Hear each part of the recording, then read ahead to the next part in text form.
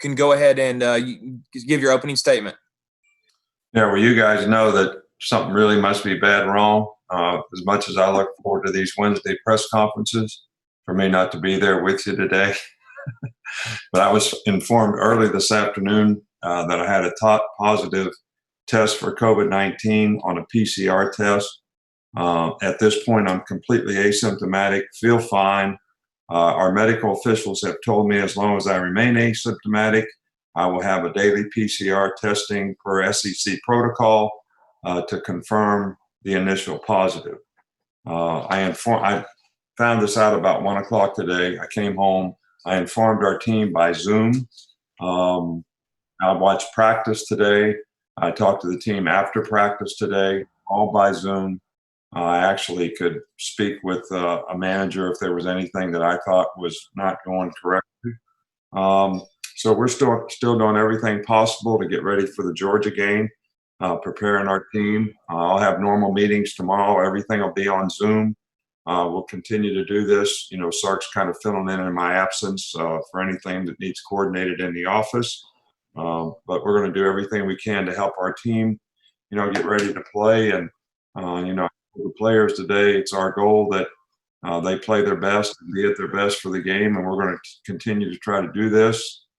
And, you know, we've had a lot of challenges this year. Our guys have shown great maturity in how they've handled all those challenges. So I'm sure they'll handle this in a very positive way as well.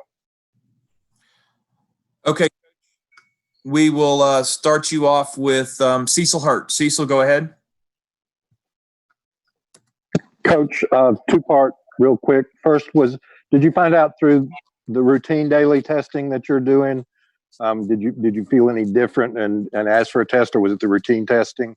No, this was routine every day. We test our players every day. I get tested every day. I feel fine. I felt fine.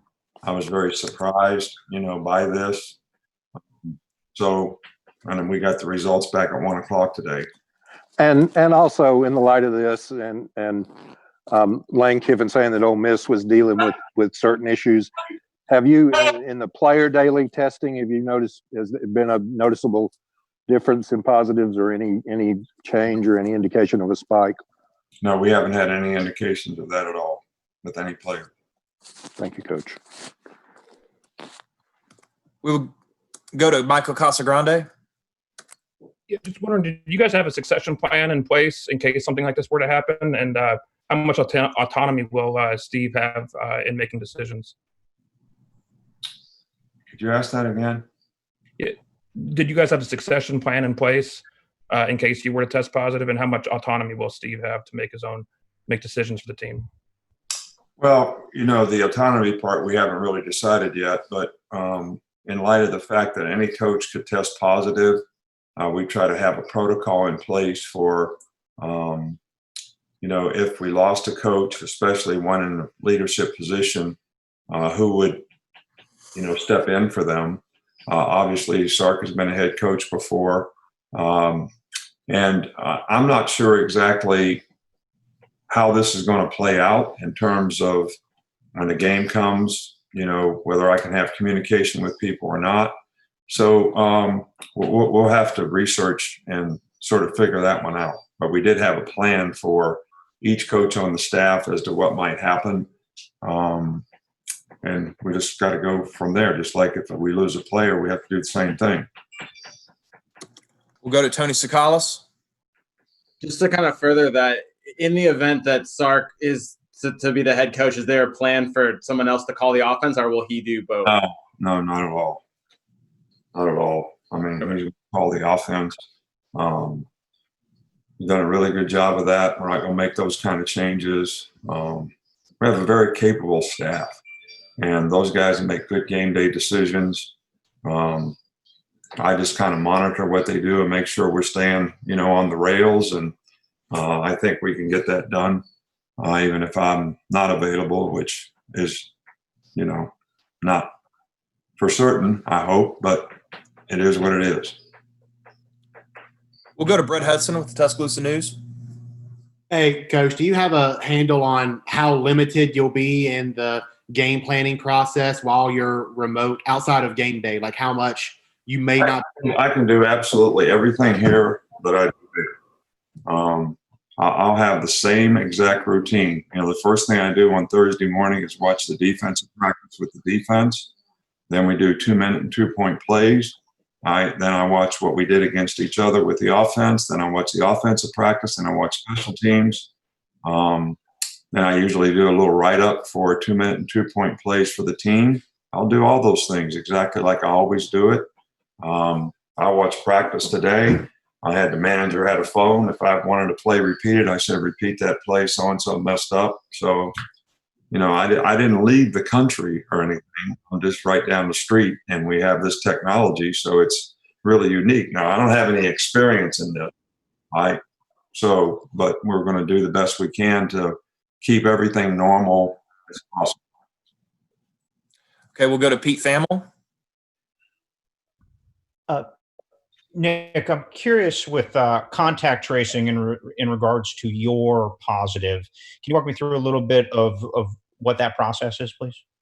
Well, you know, our medical staff sort of manages that, but, you know, everybody manages their own personal space. You know, I wear this mask, you know, in the office when I'm around anybody, wear it around the players. All the players wear it in meetings.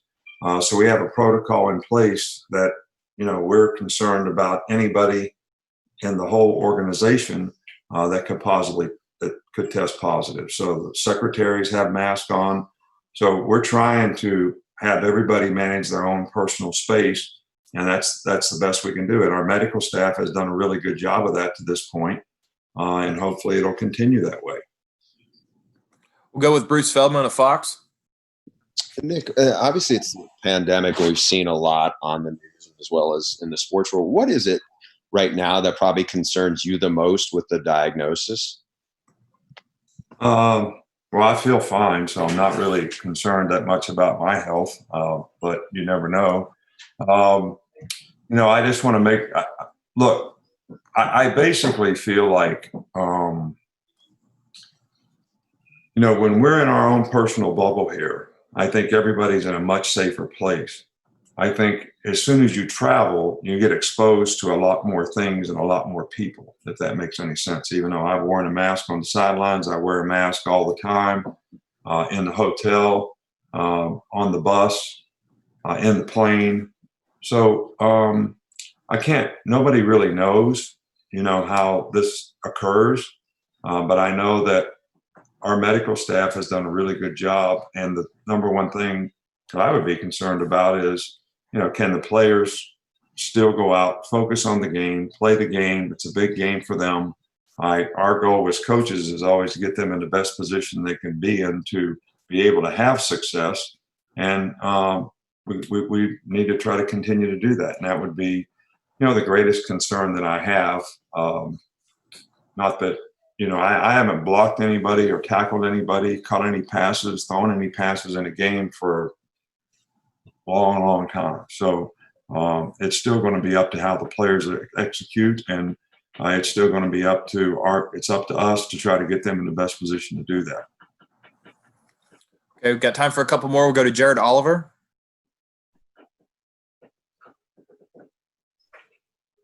Jared, you need to unmute, bud. Try it again. All right. Hey, Coach, as someone in your position, what would be your message to people who may still be taking this virus lightly? What would be your message to people at this point?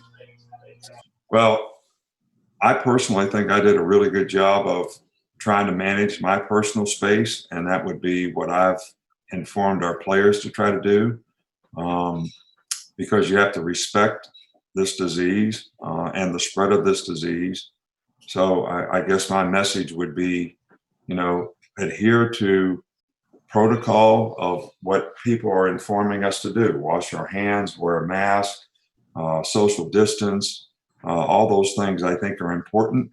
You know, I always tell our players, just assume that everyone that you come in contact with might be infected, and you might be infected and not know it and actually, you know, bring harm to them. So I have a big concern for my own personal family, because that's about the only people I've been around other than, the coaches and the players, I mean, I'm pretty isolated in terms of what I do. So I'm just hopeful that, none of them have an issue or a problem because of this. Okay, unless we have any more, we'll wrap up with Steven. Hey, Coach, you talked about how focused the players are being through this time. When you were able to watch them on Zoom through the practice, just talk about the focus that they have shown. I didn't see anything different about practice. I got to see a lot more because when you look at it wide angle, you see a lot more than when you're just standing on the field. But I thought the intensity was good. The focus was good. The players were trying to get it right. So I didn't really see anything any different. I can tell you we've had a lot worse practices when I'm there. So maybe it was a good thing that I wasn't there. All right, Coach. Thank you for your time. All right. Thanks, guys.